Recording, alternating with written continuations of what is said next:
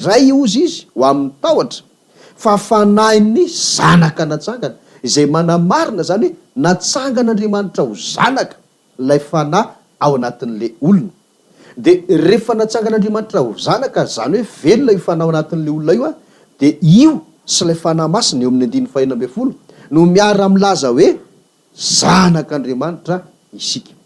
Ny dikan'izay araky ny fanamafisana sy ny fanazavana nataoko teto foana de zao raha mbola tsy tonga anatin'ny olona zay hoe fanahy velona zay, ary indrindra raha tsy mino izy fa misy ny fanahy de mazava zany fa tsy zanak'Andriamanitra izy, satria fanahy misy eo anatin'ny olona mihitsy ampiny le fanahy masin'Andriamanitra no miara milaza fa zanak'Andriamanitra le olona. Fa raha mbola tsy tonga am'izay le olona zany hoe tsisy fanahy ao anatiny, mbola maty le fanahy, mbola tsy zanak'Andriamanitra izy, mazava loatra, mbola an'ny devoly. De nazavaina tsara reo amin'ny 7:10 hoe raha zanaka ozy de mpandova sady mpanovan'Andriamanitra no piray lova amin'ny Kristy ihany koa. Zay zany ny zavatra entin'le batisa, fahafatesan'ilay nofo andevon'ny ota, fahaveloman'ilay fanahy de miampy an'le fanan'Andriamanitra de lasa zanak'Andriamanitra. De reo anankiroa reo, le fanahy sy ilay fanan'Andriamanitra no miara milaza amin'Andriamanitra hoe abaray eo. Zany hoe manomboka eo zany ny fananganana anaka, atsangan'Andriamanitra ho zanany ny olona anankiray eo amin'ny fahavitan'ny batisa, raha lay tena batisa original. Zay ny anankiray. De rehefa velona iny fanahy iny dia inona am'izay ny zavatra mitranga ity teny ity zany novakitsika farany tamin'ny fandarantsika farany fa ho vakian'Andriamandeha izy ao amin'ny bokin'ny Korinthianina faharoa dia ny toko fahaefatra. Korinthianina faharoa toko fahaefatra andininy fa 19. Amin'ny anaran'i Jesosy ary no amakitsika ny teny manao hoe ary tsiketraka izahay fa na dia mialevona aza ny toetra ivelany de havaozina isan'andro kosa ny toetray anatiny. Zany hoe manamafy tsara ny zavatra efa niresahantsika teo ity tenin'Andriamanitra ity hoe tsiketraka izahay. Iza moa aloha nanoratra an'ity? De ilay Paoly apôstôly nanoratra ilay Romanina nivakitsika teo any zay mampitoy iny teny iny amin'ity teny ity indray ary. Tsiketraka izay ho Paoly satria nahoana? Na de mialevona aza ny toetra ivelany. Raha isika olombelona no mandinika, tsisy olona manana zany hoe toetra ivelany sy toetra anatiny zany, fa ny toetra de ray ihany de le ao anaty ihany miseho ety ivelany. Fa ny dikan'le toetra ivelany sy toetra anatiny eto de misy fanazavana kely moa ho antsika izay manana baiboly ery ambany ery dikan'le toetray de hoe olonay. Zany hoe te hanambara ny apôstôly Paoly fa misy ny olona ivelany ary misy ny olona anatiny. Lay olona ivelany araky ty tenin'Andriamanitra de zao hitan'ny masonao zao, io vatatenanao io, io tenanao io natao hoe olona ivelany. De io le nresany hoe mialevona, satria nahoana? Meantitra, meosa ary nefa rano de maty, ary rehefa maty de lasa vovoka. Zay le hoe mialevona zay. Fa izaho ny apôstôly Paoly de tsy kivy am'zany ary tsiketraka an'izany fa na mialevona ary io ka hifarany amin'ny fahalovana tokoa de hoy izy hoe havaoziny isan'andro kosa ny toetray na le olonay ao anatiny. Dika zany de zao hoe misy fizarana roa na fisina anankiroa ao anatin'ny olona anankiray. Ny fisina voalohany ny ivelany, ny fisina faharoa ny anatiny.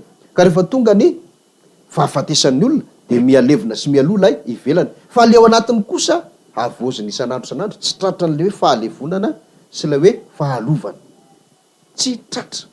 Fantara fa misy fisina roa ao anatin'ny olona ivelany, olona anatiny. De ile hoe toetray anatiny io le olona anatiny io, tsy inona io fa le fanahy miampy ny fanahy masina izay milaza hoe zanak'Andriamanitra. Ary zay no natonga amin'ny Paoly tsikivitsiketraka hoe na ho faty ary ty ka ialevona iao aloha tsy mampanino izy fa le ato anaty kosa. Andoko eto izantsika eo amin'ny 7:10 sy 20 amin'ny Korintianina io any 7:10 sy 20. Izao no voalazan'ny teniny hoe fa ny fahorinay maivana izay vetivety foana dia maika miasa fatratra indrindra ka mahatateraka voninahitra mavesatra maharitra mandrakariva ao anay. Fa raha tsy mijery ny hita izay fa ny tsy hita, fa ny hita dia ho vetivety foana, fa ny tsy hita no haharitra mandrakizay. Zay ny teny marina zay. le ivelany zany le atao hoe hita zay mitondra fahoriana de lazay mipaoly hoe vetivety sy maivana zany ka zay hoe tsy mijery an'iny hita iny fa le tsy hita fa io hita io izy de vetivety foana le ivelany io lay tenany olona fa le tsy hita no aritra mandrakizay lay fanahy ao anaty ho zanak'Andriamanitra. Mipetraka ary ny fanontaniana hoe ahoana moa ny pastera ny tanteraka an'izany, ianao zao vatan-tenanao io zany de aloha de lazainao fa le fanahy ao anatinao indray no zanak'Andriamanitra de io naharitra mandrakizay fa le ray oloha ahoana ny tenin'Andriamanitra milaza fa hatsangany io maty io sy ny karazany de le tsy hita ve de ahoana ny andovany zany fanjakan'ny lanitra araka le Romanina 7:17 hoe ny zanaka no mandova. Zay indrindra le tsy fahafantarantsika ny soratra masina araka ny nambaran'i Jesosy hoe mahadiso hevitra nareo tsy fahafantaranareo ny soratra masina. Ndao tsika maky teny ihany ary eo amin'ny Koritianina io ihany toy izantsika de ny 5 ary andininy voalohany. Koritianina 5:5 ka hatrany amin'ny andininy 4. Koritianina 1:5, Koritianina 2 azafady 5 andininy voalohany ka hatramin'ny 4 amin'ny anaran'i Jesosy zao mivoalaza ny teny ary fa fantatsika fa raha ravana ny tranonaitsika ety an-tany de manana zay voarafitr'Andriamanitra isika dia trano tsy natao tanana izay maharitra mandrakizay any an-danitra ary misento ao anatin'ity isika ka maniry indrindra hitafy ny tranontsika izay avy any an-danitra koa fa ho hita mitafy isika fa tsy mba mitanjaka fa isika izay amin'izao lay izao dia misento noho ny mahavesatra antsika satria tsy tiantsika ny endahana fa ny mba hotafiana koa mba hatelin'ny fiainana ny mety maty. Asa raha ho teny vaovao aminao zao fa dia zany ny zava-marina zany. Fantatsika izy fa raharavana ny tranolaitsika ty an-tany. Io tranolaitsika ty an-tany io de tsy inona fa le olona ivelany ty vatantenanao ty. De manana zay voarafitr'Andriamanitra isika ohatrany hoe manana tranolay afaka ohatran'ty vatantena ty zany ny olona zay efa zanak'Andriamanitra io aloha de trano tsy natao tanana zay maharitra mandrakizay marina zany. Tinga mandainga zay milaza fa maharitra mandrakizay vatantena io io le ndresahan'ny Paoly teo mialevo na makany amin'ny fahafatesana ny hafarana tsy maharitra mandrakizay zany ary tsisy olombelona velona mandrakizay zany ny vatantenany fa zao misy vatana hafa tranolay hafa zay namboarin'Andriamanitra araka ny voalazan'ny tenin'Andriamanitra ato tsy nataon'olona ozy izy fa voarafitr'Andriamanitra de io no haharitra mandrakizay. De toy izany ny teny misento ato anatiny ity isika zany hoe misy vatana ety an-tany de misy misento ao anatiny ao. Iza le misento ao anatiny? Le fanahy zay tsy mbola manana vatana fa miaina ao anatin'ity vatana mety maty sy mety loha ity zay mahatonga azy hoe misento ao anatin'ity isika ka maniry indrindra hitafy ny tranontsika zany hoe dika zay zany de zao le misento ao anaty eo zany efa manana trano fa saingy tsy mbola ino ny tafiny fa mbola le trano zay mety maty sy mety loha de ny tranon'io fanahy ao anaty io zay tiano tafiny fa mbola tsy tafiny de io le hoe voarafitr'Andriamanitra tsy natao tanana maharitra mandrakizay. Dikany de zao misy zany vatana hafa na tena hafa akoatra ny ty tenantsika olombelona ity zay mety maty de itenana vatana hafa zay akoatra ny ty tena io no tena na vatan'lay fanahy ao anaty. Fa le fanahy ao anaty zany zay zanak'Andriamanitra de mbola mialokaloka mbola ato anatin'ity vatana anankiray zay mety maty sy mety loha ity fa manana vaovao zany izy io zay anazy manokana fa tsy mbola raisiny ankehitriny fa any an-danitra namboarin'Andriamanitra zay le hoe tranolay maharitra mandrakizay. Zay ny dikany teny izay nazavaina teo io.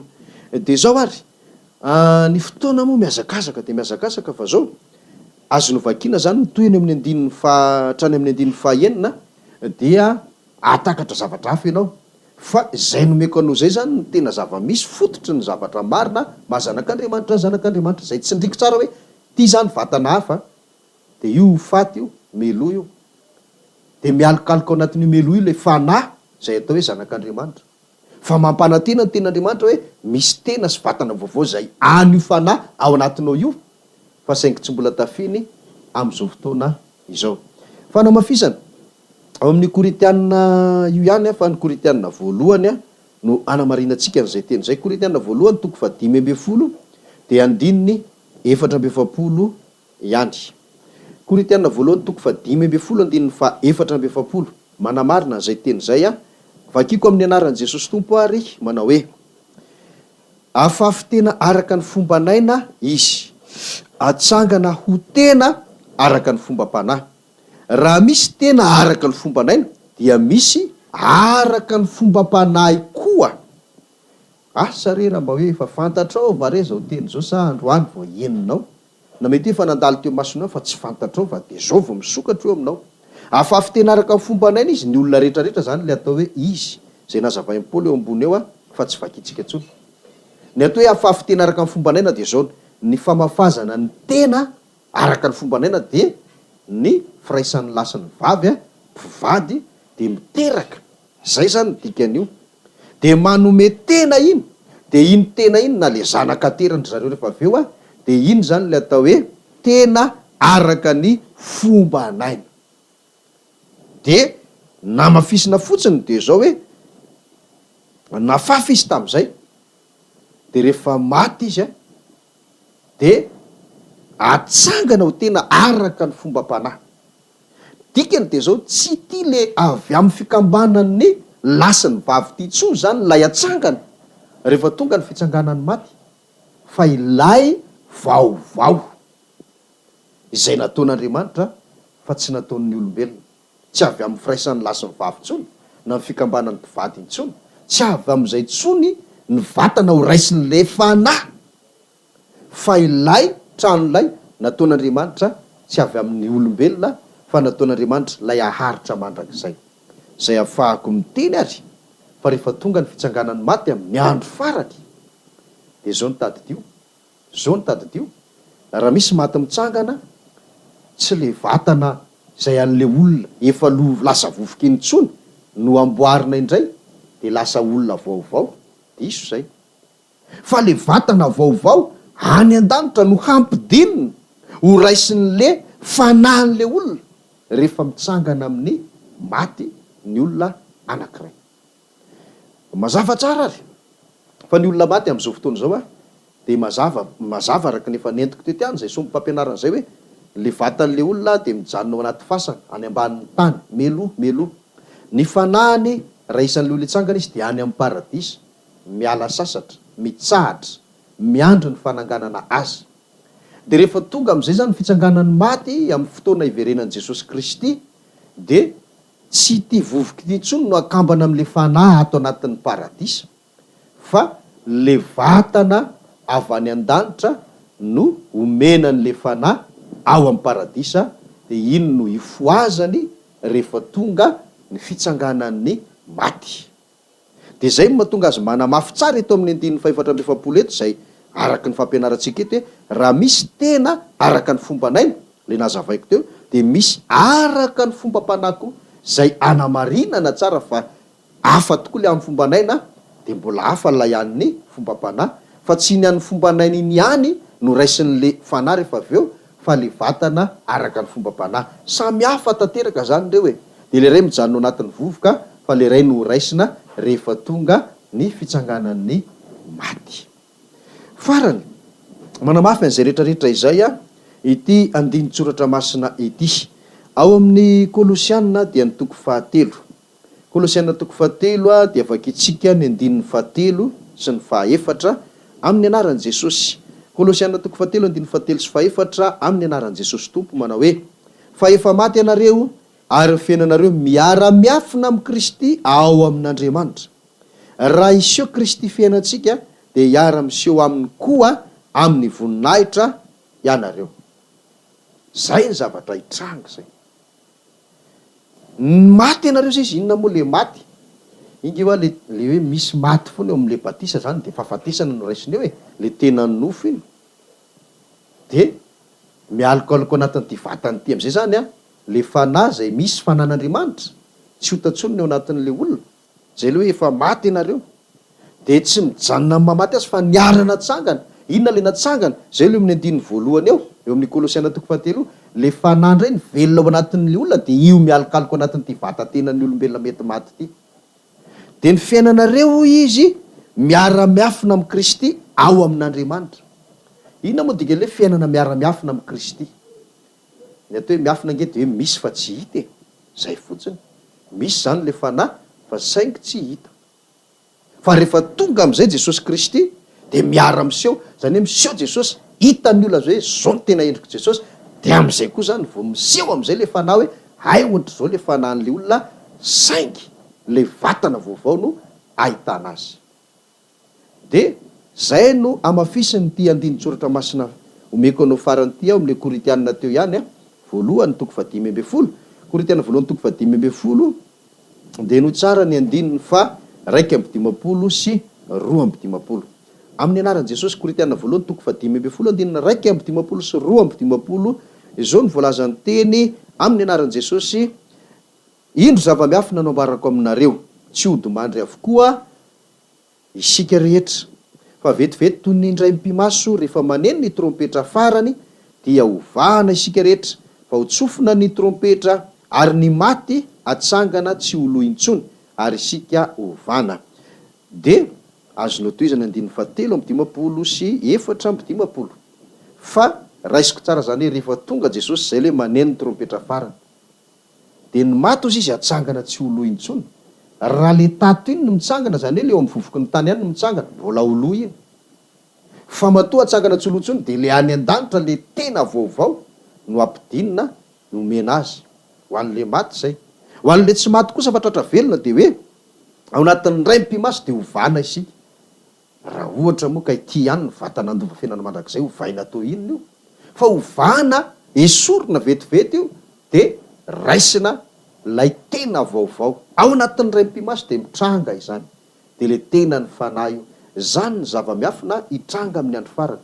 Tsy ho tonga amin'izany ny olona nefa raha tsy mandalo an'ilay batisa tena original. Dia io zany tena zanak'Andriamanitra io fanahy io, dia io no manana vatana vaovao any an-danitra zay ho raisina rehefa tonga Jesosy. Raha maty le olona tsangana izy dia ino ny raisina, raha tsy maty ny olona dia miova ao anatin'ny ray mpimaso mandray an'io tena vaovao io. Ka an'izao no teny apetrako amintsika rehetra ary, satria ny fotoanantsika mialasa dia mialasa. Raha mbola ao anatin'ny fampianaran-diso ianao, tsy ho fantatrao zany ary tsy ho azonao zany. Fa rehefa ao anatin'ny fahamarinana ianao miala amin'ny fitaka sy ny fampianaran-diso, dia manaraka tsara ny fahamarinana zay ampianarina anao, dia ho tonga aminao zany. Tena ho tonga aminao zany ary nisan'ny anankiray ho iaho ilay batisa original. Tonga ianao fa afaka ataon'ny fiainana fotoana samy fahamarinana, inona no tena naharesy lahatra anao ka nahatonga anao hoe mivavaka amin'izao fiainana fotoana samy fahamarinana?